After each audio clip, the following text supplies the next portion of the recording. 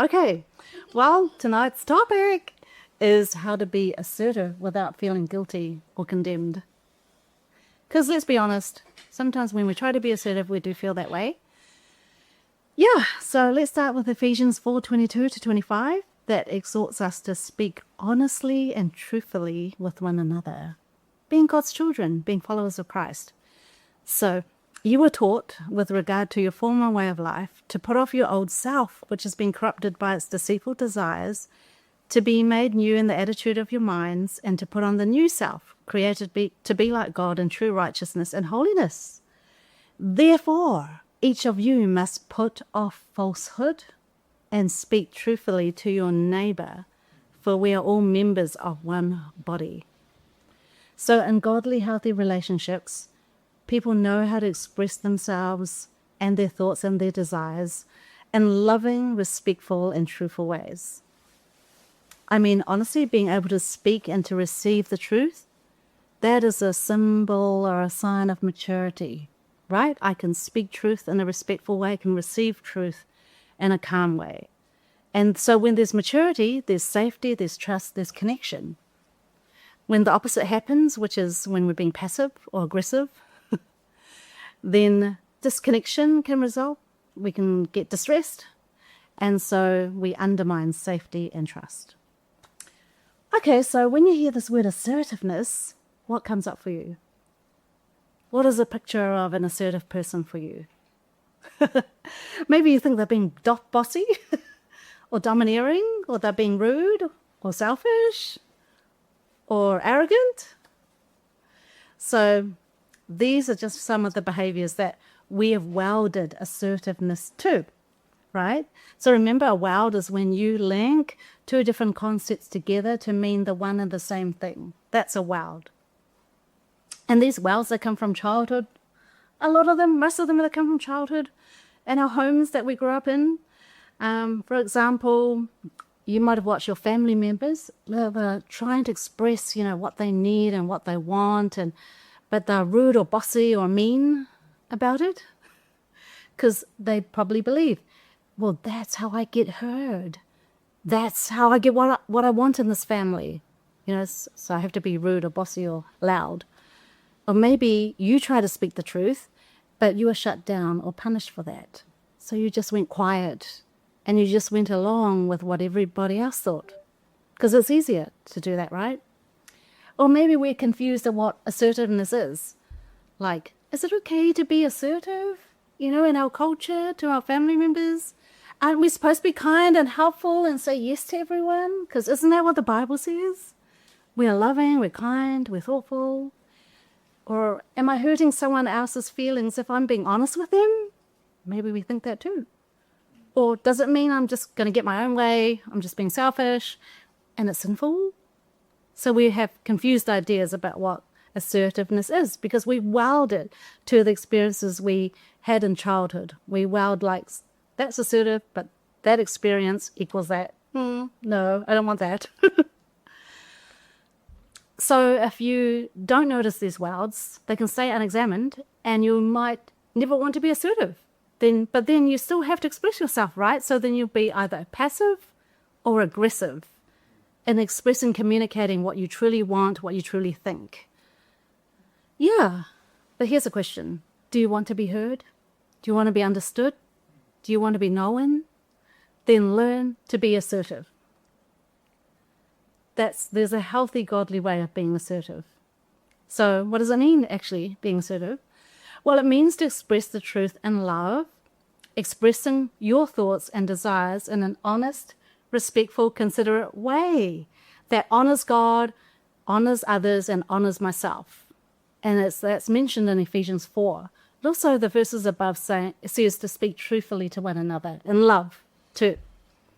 So before we get into what is assertiveness, let's look at what is not assertiveness, like passive and aggressive communication, things we're really good at, being passive or aggressive in our communication.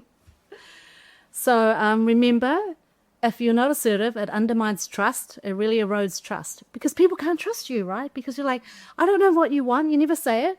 Or, whoa, why are you so aggressive? Why are you so angry? Oh, I don't trust you. I don't trust to ask you things and to open up. Okay, so let's look at passive communication. Passive communication, the mindset is like, be chill, go with the flow, don't rock the boat. So passive communication seeks to avoid conflict. We could be a people pleaser. We're like, I don't want conflict. So when you communicate, you might hint, you might be indirect, you might be just general, and you might even be very apologetic. I'm so sorry, but can I ask, can you do this? I'm sorry. And your yes is a no, and your no is a yes quite often. Man, how do I trust that? Oh, I can't. So it can also look like you're being really busy, rushing around. I want to help everyone. I can't say no, so I'm doing so many things.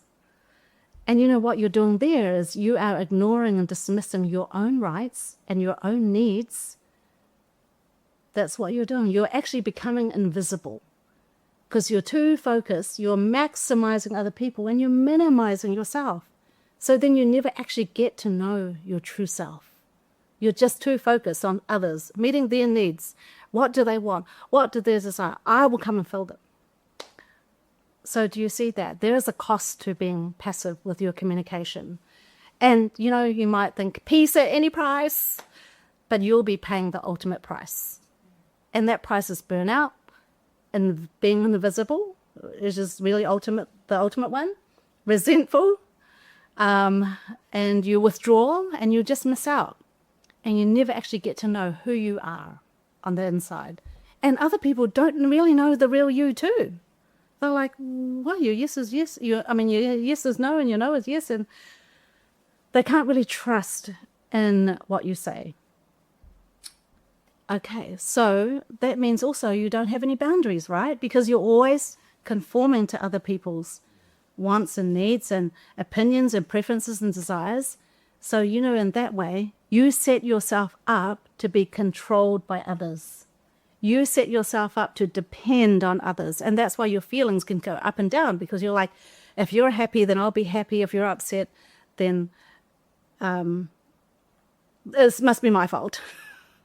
Right? So you become controlled by others. And so you don't learn self-control, self-regulation, self-awareness. You don't really know who you are. So, but ultimately, this is the thing. You're avoiding taking responsibility for your own behavior. So being passive is just always you decide, you lead whatever you want. You. So nothing of me. I don't take any responsibility. That means I never have to decide. But that means I never grow. Because when I take responsibility, I will grow because I take on the consequences. So here I want to say to all us passive communicators, you get to choose. Remember, you always have agency. You have autonomy. You still have the power to choose. Why don't you exercise this a bit more? Okay, aggressive communication, the other extreme of non-assertive communication. The mindset is, I win, you lose. I win, you lose. So it's all about pleasing myself more than pleasing God or others. And so aggressive people, they seek to defend and to protect their own desires. They feel threatened. If it's not going to be happen, I'm not going to get it my way. And they feel they need to fight for what they want. It's a shortcut to express what you really want. And so you might say things loudly, bluntly, directly, harshly, angrily, without thinking about how might other people feel. You're trying to force others to do what you want because you feel insecure and powerless. You want to control the externals because you cannot control the internals. That's what control is all about. Losing control of myself, of my emotions, of my inner world. You believe yelling is the only way to be heard, to be noticed, to get things done, and you use blaming language. You always, you never. And so people who are on the receiving end of aggression, they might feel blamed and they feel like, I deserve this treatment. So here's a question. Do you seem to lose friendships? Does your anger frighten people? You might feel like, oh, I'm gaining power. I'm strong, I'm in control. And when I release my anger through aggressive communication, but what happens is you burn bridges. Okay, you cut off friendships along the way. Is that what you really want? Do you want to change? So the first step in changing is the hardest. I mean, to pull back, to self-reflect, and to do some inner reflection, and also reach out for help. It's really hard for aggressive people to ask for help because they already feel very guilty and condemned for being so aggressive. But we all need to humble ourselves. So aggressive people need to learn to be assertive too. So assertiveness isn't just for passive communicators, it's also for aggressive communicators. Okay, so let's look at assertive communication. What does that say? What is that belief? It says, I know who I am, I know what I want, I know what I need, and I can honestly, respectfully, and thoughtfully express this. So do you see that? Holistic. It's holistic. So an assertive person takes responsibility for their own choices. They're a good listener, a good problem solver, a good team player. You use discernment and self-reflection. You're wise in how you carry yourself, how you communicate in any situation. By the way, you're not born like this. We all have to learn this. Your communication is honest, it's clear, it's considerate, it's respectful. You respect yourself and others. You value other people's rights, and you value your own rights and other people's rights, including the right to express your opinions, your ideas. You can say no, you can make the decisions. You have the courage to share your feelings and thoughts and desires, even in difficult situations. You're open and direct. At the same time, you seek to understand and engage others. You want others to be heard as well. And you can tend to be more calmer and self-assured because you're not fighting and you're not avoiding conflict. You're not fighting for what you want. You're quite secure in yourself. So you can tend to be happier. Yes, assertive people are more happier. They have more confidence. They have a deeper sense of personal value. Yeah, so you just experience more peace and you have a greater self-awareness. Isn't that a great place to be in? I want to be in that place more and more. Yeah, so assertive people have thriving, authentic relationships because they're open, they're truthful and respectful. You know what to expect from an assertive person because they're transparent, they're open, they're direct, they're honest. So do you want to be an assertive person? Yes, we all want to be more assertive in our communication, but in our hearts as well. So maybe I've been talking about the skills, and now let's look at what drives an assertive person. Now, there are 4 core character qualities that you can develop over time to be more assertive. And these are foundational to learning the skills of assertiveness. I believe you can learn skills, but you might just go back into your old habits if you don't have the heart, if you don't develop these inner qualities in you. So number 1 is you know who you are. This is very foundational. You know who you are because you know and you embrace your God-given identity and uniqueness. You know that you know, not in here, that God loves you. He accepts you.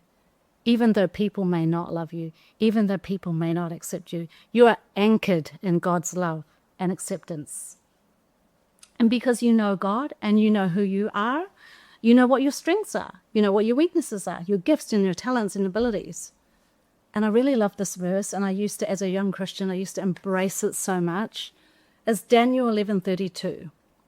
And this is true. Those who know their God shall be strong and do great exploits. Isn't that awesome? That's a good verse. Know your God. You will be strong and you will do great exploits. Oh, I loved it as a young Christian. It's made me grow and it's made me take faith risks, so many. And it's been so fun. So you are a person who is confident and not afraid to take risks. And you naturally, then you'll make your voice be heard because you're not afraid of, oh, what are people going to think about me? I'm really secure in myself. I know what God told me. I know what he showed me. I know who I am. But then you're not arrogant with it, right? You're gentle. You're humble. You're secure in being your true self because you don't feel this drive to be someone you're not. Right? Okay, so that's number one. And number two is then you, from knowing who you are, then you know what you want. You cannot really know what you want if you don't know who you are. What am I made of? What are my strengths? What are my weaknesses? What are my passions? What are my dreams?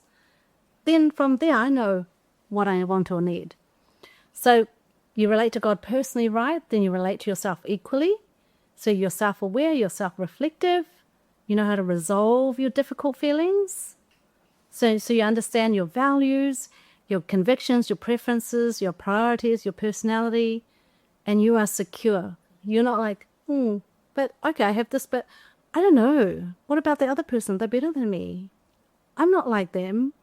But no, you're secure. You're like, I totally embrace how God made me. He loves me, totally accepts me. So guys, this is an ongoing journey that we grow in, right? That revelation, that personal walk with God. So with these inequalities, right, they frame your perspectives, right? They frame how you see yourself and how you see the world, and then how you communicate your desires. And you communicate with clarity, with respect. Do you see that clarity though? How do you be clear in what you want when you're not very clear about yourself? It's hard. If you don't know who you are, it's hard to know what you want. Right? Know who you are, then you'll know what you want. So if who you are isn't anchored in God, right? It's anchored in people's opinions about me, what my parents say about me. If it's not anchored in God and the truth, then who you are will keep changing, right? Like their opinions change of me, so I'm going to change how I see me. That's a horrible way to live, guys. You are building your life on shifting sand. It's not solid. It's not stable. So build yourselves in God and in His truth. And then you'll see the direction. And number 3, this is really important. You maintain healthy boundaries. Now, you guys have heard about setting boundaries. Guess what? The other half is maintaining them. Don't forget, you set them, but you have to maintain them. Let me explain what that means. So maintaining them means you are consistent at keeping those boundaries. You communicate it, but you keep it. Right? So here's an example. Let's say my boundary is, or what I want from this is that we meet for 1 hour. But then every time you meet with your friend, you go into 2 hours or 3 hours. You broke your own boundary. And then the next time you meet with a friend, you keep it to 1 hour. But the time after, it's like 4 hours. So it's, very up and down. It's inconsistent. So maintaining your boundaries, you are consistent every single time. You can be trusted if you're consistent. Now, here's the question. Do you respect your own boundaries? If you don't, nobody else will then. Okay? If you don't respect your own boundaries, don't expect anyone else to. Because you know why? They're your boundaries. So you have to be consistent every time. Mean what you say and say what you mean. This builds trustworthiness, both in yourself and with others. So here's the thing about boundaries, which we think is for other people, but it's not. So boundaries are for my own protection. I am protecting me with a boundary, right? So imagine a gate. My boundary is my gate. I will decide what I let in, and I'll decide what I let out. That's my boundary. And a boundary also says, this is me, and that's you. So there's very clear lines of where I am and where you are. And you need to communicate that really well and maintain it consistently. So a boundary is actually for you, okay? The mistaken belief is boundaries are for other people, to control them, to keep them, stop them from doing this. But no, it's for me. It's not for the other person. It's to protect my own well-being. It's to protect my own well-being. And only I can set my boundaries. And here's the thing. You cannot use boundaries to control others. We can't control other people. We like to think we can, but we can't. That's the truth. But the only person we can control is us, and that's good because I'm in control of me, just like you're in control of you. That's good news.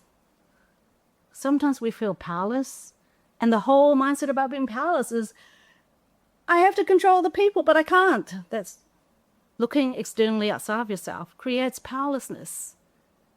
God gave us agency. He gave us free will. I'm in control of myself. I can make decisions for me. Only I can do that. You might feel forced to, but only you can do that at the end of the day. Right, so respect your boundaries. Other people will respect it too.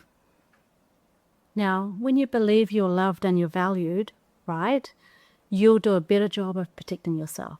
When you really believe, I am loved, I am valued, I'm going to show that I love and value myself by setting and maintaining these boundaries. I have worth in God. I'm going to treat myself like God sees me. So that has got to be your inner truth, your truth coaches. That's some of them. And the last thing is, I'm coming near the end, is number 4, you know how to express yourself assertively. Now, that's certainly a skill, right? Because we talked about know who you are, know what you want, you set boundaries. And the last thing is a skill that we all need to keep building. How do I express myself assertively? Right? That skills, like any other skill, takes a lot of practice until you get natural at it, until it's not just a habit, but further from that is, I feel natural in doing this. I don't even question it anymore. Right? You want to arrive at this place. Okay, so here's some tips for how you can be more assertive practically. The first one, if you've never done it before, if you find it hard, mentally prepare yourself. Think about, how am I going to say this? What am I going to say? And when should I say this? Prepare your heart, prepare your mind, prepare your speech. Mentally prepare. So it does require work. Okay, and the second thing is use I statements. I statements take down defensiveness, right? So instead of you, say, I would like, I need this from you, I'm feeling, I've been thinking, I've noticed. So I statements talk about you first, I. The other thing is express gratitude or positivity at first. Thank you for asking. I appreciate you asking this. I appreciate that you noticed this. So positivity and gratitude. That always makes people relax and, it flows. And be clear, be concise, be direct and specific. So that's assertive communication, right? For example, I'd like us to finish at 1 p.m. today because I have another meeting at 2 p.m. Is that okay? Right? So concise, specific, direct. I statement. Don't worry, guys, you have an exercise coming up. So you're going to be practicing about how to be assertive. And so the next thing is be in a clear, calm tone. Because it's not just about what you say that people hear. Often they hear the tone first, especially guys. So be calm and gentle. Sometimes you're like, why didn't you hear me? I'm like, why were you shouting? No, I couldn't hear you because you're shouting. Right? So check your tone, make sure you're calm and clear. And this is after a lot of self-reflection, right? Yeah, so now I guess one more encouragement before we get into our exercise. Being honest and direct is going to feel awkward at first if you haven't tried it. And it could be awkward for the other person as well. But remember, learn how to sit with difficult, uncomfortable feelings. You're like, I need to speak this truth in love. I need to say it. I'll say it gently. It's going to feel awkward. But I'm going to be okay. That's okay. That person needs the truth. It's good for them. So if you're new at this, it will feel awkward. But don't let the awkwardness stop you, right? You can hold the awkwardness and still be assertive.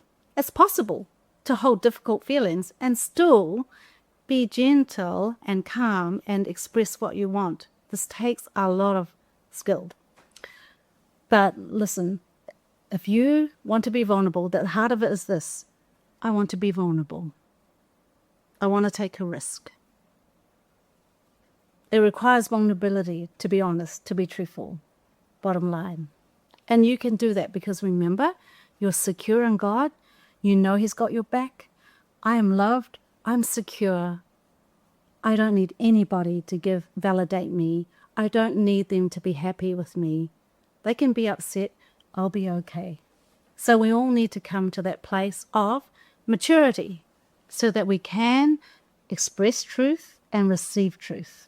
This matures us, as the Bible says.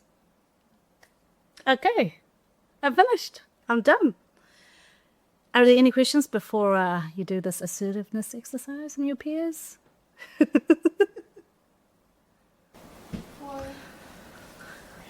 seek truth of love. Hmm. Where does the love come from? God? Yes. 1 Corinthians 13 talks about love. It's all its godly attributes. Yeah. We grow in the love of God. It changes our heart, our character. Healing heals us. Yeah. It is the love of God. Our human love is not great. It's not going to do it.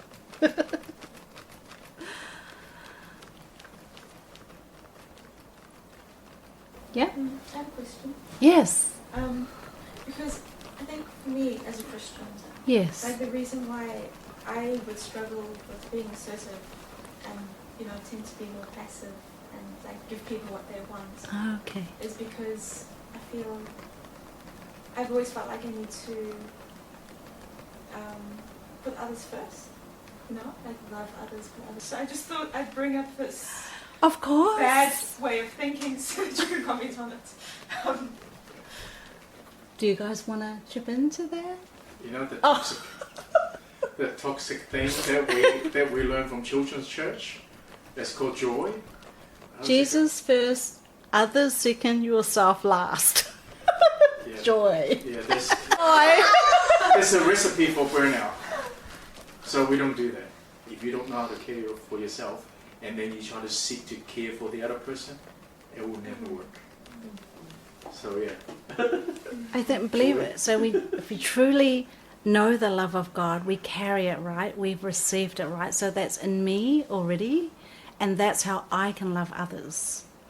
I can't skip me. How do I love God and skip me and love other people? Like I'm not filled. I don't have His love. How do I love other people properly?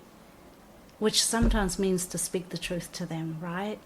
It's not only just doing things for them, but sometimes we need to speak truth to them. Better are, what is that Bible verse? Better are kisses from, better is a rebuke from a friend than kisses from the enemy. Yeah. So maybe I can encourage you to explore and to pursue God's love for you. Yeah. No, thank you. Thanks for the question. Thank you so much. Yep. Okay. I'm really excited about this exercise.